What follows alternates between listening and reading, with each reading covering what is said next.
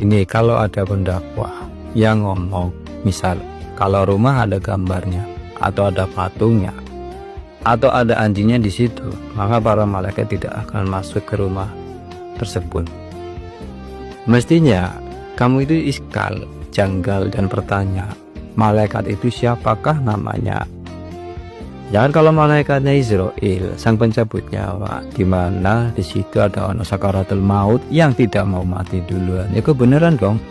Artinya pasangin aja rumahnya gambar-gambar, ya kan?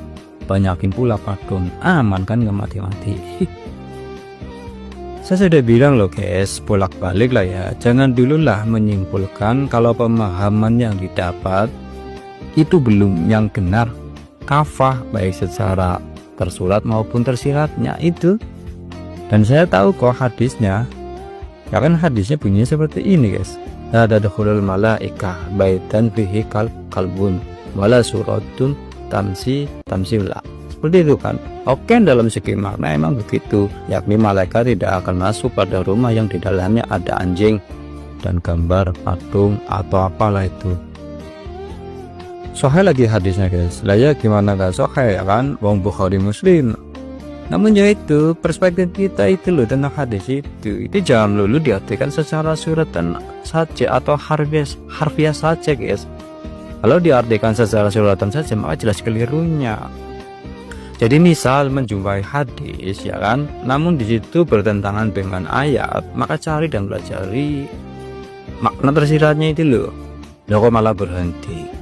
Jadi begitu guys, maksudnya di situ kita berkeinginan kan mencari ilmu, mendapatkan ilmu, sebuah kebaikan dong, ya kan? Namun hati kita itu merasa pintar dari orang yang lagi menyampaikan ilmu itu tadi, ditambah lagi mak orangnya itu nggak cocok. Intinya hati kita di situ kotor lah ya.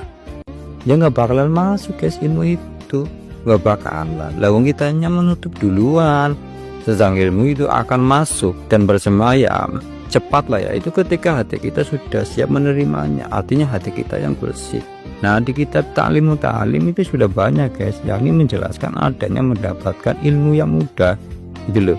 Contoh seperti apa, kalimat fatahiril qalba, ya kan, suci ono hatimu, bersihkan hatimu. Artinya dari perasa-perasa itu tadi guys, engkau bakal gampang mlebune ilmu ngono.